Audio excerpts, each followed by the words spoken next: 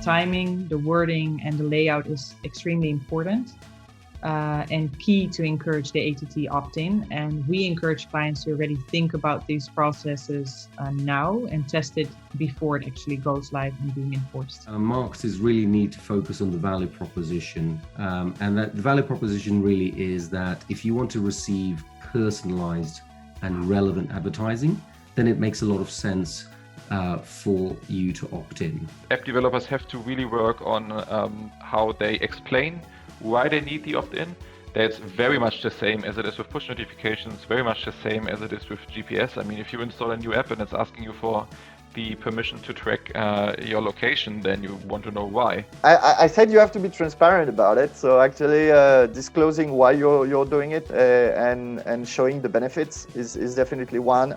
If you think about apps that monetize through ads, they can actually show how personalized ads are a benefit for the user. And it's true that a lot of companies are gearing their messaging towards that. I think there's the questions of honesty and transparency here. If you, in a transparent way, communicate to a user why it's in their interest to opt in, then I think there's a lot of things that can be achieved. And I also think that there's a role for the industry to play here.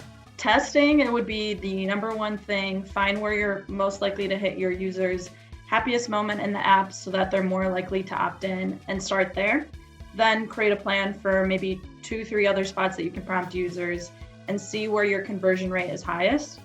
Like, you can and should also test around with messaging. If you don't use advertising in app, it's really much harder to get users to opt in, because your argument about why you actually need that access is not as efficient.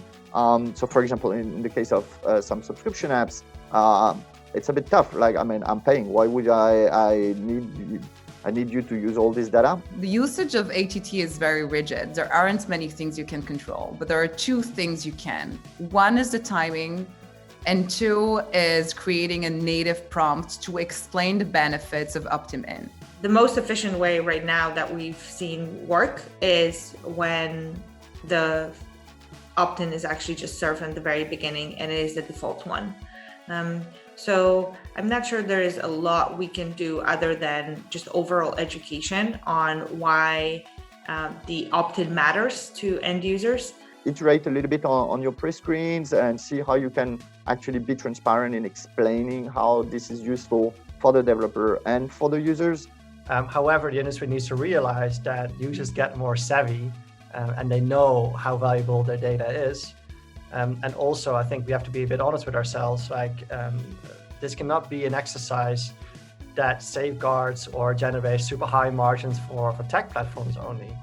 There has to be an interest for the user here as well, and that needs to be clearly communicated. The reality is that users are going to continue receiving advertising. Advertising is not going away. But what you want to do as a consumer is make sure that the advertising that you do see is relevant to your interests.